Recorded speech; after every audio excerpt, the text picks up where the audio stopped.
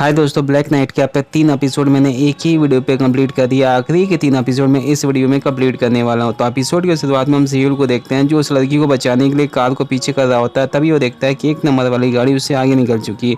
इसके बावजूद भी उस लड़की को बचाता है। फिर दोनों मिल करके फिनिश लाइन को पार करते हैं और हमें बताया जाता है कि यहाँ पर 2 लोगों का चुनाव होना था, जिसमें से 1 नंबर वाली गाड़ी को चुन लिया गया और यहाँ पर सीयूल के साथ जो लड़की थी उसे चुना जाता है। सीयूल को इस गेम से बाहर कर दिया जाता है क्योंकि सीयूल इस लड़की के साथ लिफ्ट लेकर के आया था और उसकी अपनी कार भी डैमेज हो चुकी थी और वो अपने पार्सल को बचा नहीं पाया था।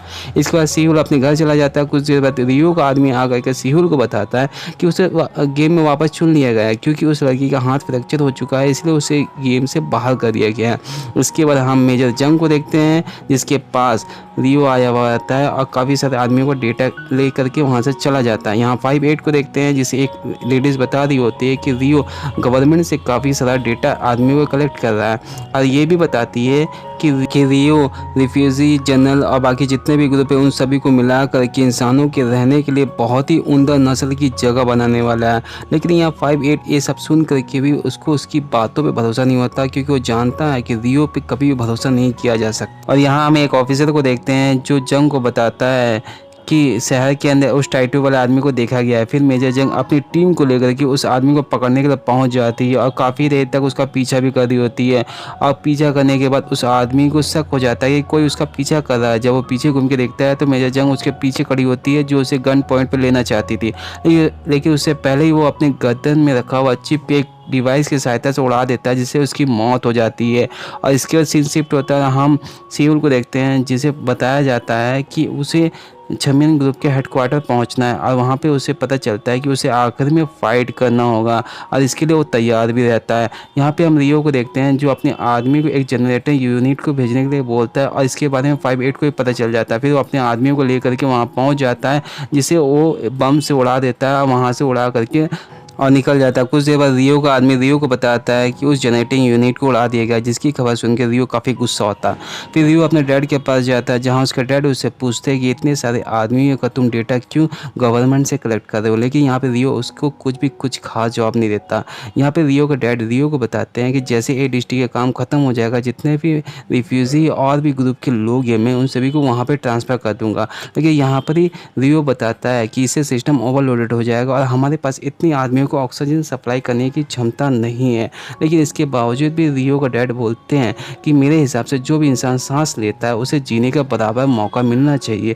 इसके बाद रियो वहाँ से गुस्सा में वहाँ से निकल जाता है। फिर वो कुछ बच्चों के ग्रुप के पास जाता है जिसे कैप्सूल के अंदर रखा गया था। एक बच्चे के पास जाता है, उसकी ऑक्सीजन की सप्लाई को बंद कर देता है जिससे उसकी मौत हो जाती है क्योंकि वो अपने पिता के फैसले के विरुद्ध था। यहाँ पे 5-8 को देखते हैं जिसके पास कुछ डिलीवरी बॉय आकर बताता है कि शहर के अंदर 2 ट्रक घूम रही है बिना नंबर प्लेट की और ये सुन करके 5-8 उस ट्रक के पीछे जाता है। यहाँ पे रियो के आदमी सभी रिफ्यूजी को खाना और ऑक्सीजन फ्री में बांट रहे होते हैं और जितने भी रिफ्यूजी उन्हें बताते हैं कि वो सीहुल के गेम को लाइव दिखाने वाले हैं। और यहाँ पर ही हम 5-8 को देखते हैं जो उस ड्राइवर के पास पहुँच जाता है और उस ड्राइवर को पकड़ने की कोशिश करता है। उसे पता चल जाता है कि ये ड्राइवर वही था जो बच्चों की किडनैपिंग कर रहा होता है। फिर एक ड्राइवर को पकड़ता है, उसके गर्दन से चिप निकाल कर फेंक देता है जिससे वो सुसाइड ना कर पाए।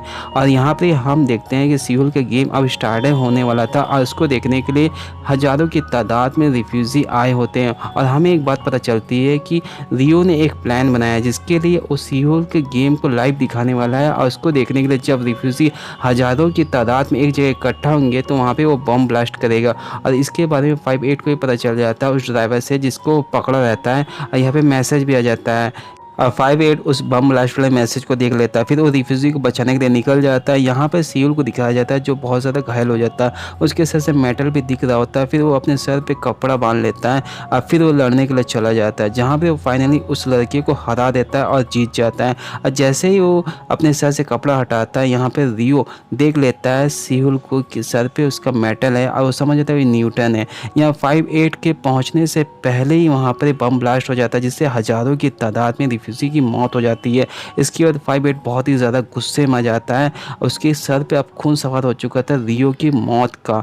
यहाँ 5-8 उस ड्राइवर से पूछता है कि तुम्हारा लीडर कौन है, तुम किसके लिए काम करते हो, लेकिन इतना मार खाने के बाद भी वो अपना मुंह नहीं खोलता। यहाँ सीओल को दिखाया जाता है जिसका बॉडी का चेकअप होता है और उसे फाइनली डिलीवरी बॉय का QRL कोड मिल भी जाता है। यहाँ पे रियो के पास उसका आदमी आता है जो उसे बताता है जिस न्यूटन बच्चे को हम खोज रहे हैं वो असल में सी होल है। और यहाँ पर ही हम मेजर जंग को देखते हैं जिसके पास 5-8 आता है और उसे अपने साथ लेके जाता है और उस डिलीवरी बॉय को दिखाता है और बताता है कि इसने अभी तक अपने लीडर का नाम नहीं बताया, मतलब वो किसके लिए काम करता है। तब यहाँ पे मेजर जंग बोलती है कि अगर नहीं बताया तो बहुत जल्दी बता देगा। इसके बाद हम सीहोल अपने नए घर में जा करके अपने डिलीवरी बॉय के ड्रेस को पहनता है। फिर वो देखता है कि उसके सामने उसकी बड़ी बहन जो कि मेजर जंग एक खड़ी है। और यहाँ पे मेजर जंग सीहोल को नए ड्रेस मतलब डिलीवरी बॉय के ड्रेस में देखकर काफ़ी खुश होती है और उसे बताती है कि तुम्हारी न्यूटन होने के बाद सब जगह फैल चुकी है और हर किसी की नज़र तुम्हारे ऊपर है, तुम्हें संभल के रहना चाहिए। यहाँ 5-8 को 5-1 बोलती है क्या सीहोल हमारी मदद करेगा। तो यहाँ पे 5-8 बताता है कि जब उसे सच्चाई पता चलेगी तो वो हमारी मदद ज़रूर करेगा। यहाँ पे रियो अपने पिता के पास आया हुआ रहता है जो उसे बताता है कि ए डिस्ट्रिक्ट में रिफ्यूजी के लिए कोई भी जगह नहीं। रियो के अनुसार रिफ्यूजी एक कीड़े मकोड़े से कम नहीं है जिसे मसल देना ही सही होगा, वो धरती पे बोझ है। और यहाँ पर ही हम सीहोल को देखते हैं जो अपने दोस्तों को देख करके ट्रक को रोकता है। फिर अपने दोस्तों के साथ वो अपने ग्रैंडपा से मिलने के लिए जाता है जहाँ उसके ग्रैंडपा उसे ड्राइवर रूप में देख करके काफ़ी खुश होते हैं। फिर इसके बाद सीहोल सारे जगह अपने पार्सल टाइम पे पहुँचाता है और ऐसे करते करते रात भी हो जाती है। फिर वो 5-8 से मिलने के लिए जाता है जहाँ 5-8 उस ड्राइवर से उसको दिखाता है और बताता है रियो का आदमी है और रियो की सच्चाई भी बताता है कि किस तरह रियो ने तुम्हारे मैच वाले दिन हजारों रिफ्यूजी को एक जगह इकट्ठा किया और फिर उन्हें बम से उड़ा दिया। यहाँ तक कि तुम्हारी बहन की मौत के जिम्मेदार भी रियो ही है और कई सारे बच्चों को किडनैप करके उसके ऊपर एक्सपेरिमेंट भी करता है रियो। और यहाँ पर ही हम 5-8 को देखते हैं जो मेजर जंग के पास जाता है जहाँ मेजर जंग उसके मोबाइल को देती है और बताती है कि कई सारे डेटा तो मैंने इकट्ठा कर लिया है और यहाँ सबूत भी मिल चुका है, लेकिन इससे ये नहीं सबूत होता है कि रियो में ये सब चीज़ों का हाथ है। यहाँ पर ही हम रियो के कुछ आदमियों को देखते हैं जो रिफ्यूजी कैंप में आए हुए रहते हैं जो फ्री में वैक्सीन बांटने वाले होते हैं। और यहाँ पर ही हम उस ड्राइवर को देखते हैं जिसको छुड़ाने के लिए कुछ लोग आए रहते हैं जो उस ड्राइवर को वहाँ से भागने में मदद करते हैं। और यहाँ ये 5-8 का प्लान था कि ये ड्राइवर सीधा अपने मालिक के पास जाएगा और पीछे से फिर हम भी उसके मालिक तक पहुँच जाएंगे। और ऐसा होता भी वो रियो के आदमी तक पहुँच जाता है। रियो का आदमी समझ जाता है कि ये एक ट्रैप है। यहाँ वो अपने ड्राइवर को मारता है लेकिन तब तक 5-8 वहाँ पर पहुँच जाता है। वो बोलता है कि तुम्हारे खिलाफ हमारे पास काफ़ी सारे सबूत है, अगर तुमने हमारा साथ नहीं दिया तो तुम्हें मरने से कोई नहीं रोक सकता, तुम्हारे फांसी लगना पक्का है। यहाँ पर ही वो बोलता है कि अगर तुम हमारा साथ दोगे और रियो के हर एक प्लान के बारे में बताओगे तो शायद तुम बच भी जाओगे। और यहाँ पर ही हम उस वैक्सीन सेंटर में देखते हैं जहाँ पर सीहोल का दोस्त आकर के वैक्सीन लगा कर चला जाता है। और यहाँ पर ही हम रियो को देखते हैं जिसके पास वो ड्राइवर आ चुका था। और यहाँ हम 5-8 को देखते हैं जिसे पता चल चुका था कि रियो ने एक शहर में एयर फिल्टर मशीन भेजी है जिसमें से जहरीली गैस निकले जिसको लेने से इंसानों की मौत होगी। और वो अपने दोस्तों को इन्फॉर्म भी कर देता है। यहाँ पर ही हम रियो को देखते अपने आदमी को बताता है कि जो वैक्सीन रिफ्यूजी को दिया जा रहा है वो वैक्सीन नहीं बल्कि एक जहर है जिससे वो धीरे धीरे मर जाएंगे। यहाँ 5-8 के आदमियों को देखते हैं जो उस ऑपरेटिंग सिस्टम में आ करके उसे बम ब्लास्ट से उड़ा देते हैं जिससे एयर फिल्टर मशीन बंद हो जाती है। यहाँ 5-8 को देखते हैं जो रियो को मारने के लिए आया होता है, लेकिन रियो का आदमी 5-8 को गन पॉइंट पर ले लेता है जिसके कारण रियो को 5-8 नहीं मार पाता। रियो अपने आदमियों के साथ बच के वहाँ से निकल जाता है। यहाँ पर ही मेजर जंग को देखते हैं जो रियो के डैड के पास आई रहती है जो बताती है कि रियो ने किस तरह से बम ब्लास्ट किया और कई सारे बच्चों को किडनैप करके उस पर एक्सपेरिमेंट भी कर रहा है और सारे सबूत भी दे देती है। और यहाँ पर ही हम रियो को देखते हैं जिसके आदमी आकर के उसे बताता है कि 5-8 ही वो आदमी है जो उसके हर प्लान को फेल कर रहा है।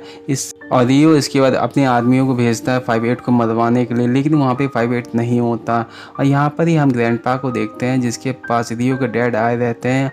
यहाँ पर रियो के डैड बताते हैं कि ए डिस्ट्रिक्ट का काम करने में मुझे 5 साल का समय ज़्यादा लगा, अगर आप होते तो ये काम बहुत ही जल्दी हो जाता। दरअसल ये दोनों बहुत ही अच्छे दोस्त थे और इसके बाद वैक्सीन सेंटर को दिखाया जाता है जहाँ पे जितने भी रिफ्यूजी थे जो वैक्सीन लगवाए थे वो धीरे धीरे मरते चले जाते हैं। और यहाँ पे राष्ट्रपति को दिखाया जाता है जो रियो के डैड से मिलकर जा रही होती है। कुछ देर बाद रियो अपने डैड से पूछता है राष्ट्रपति यहाँ क्यों आई थी। तब यहाँ पर ही उसके डैड बताते हैं कि मैंने सारा पावर अब राष्ट्रपति के हाथ में दे दिया है, जैसे कि अब ऑक्सीजन की सप्लाई वही देखेगी, यहाँ तक कि 8 डिस्ट्रिक्ट में किसको रखना नहीं रखना ये भी राष्ट्रपति ही देखेगी।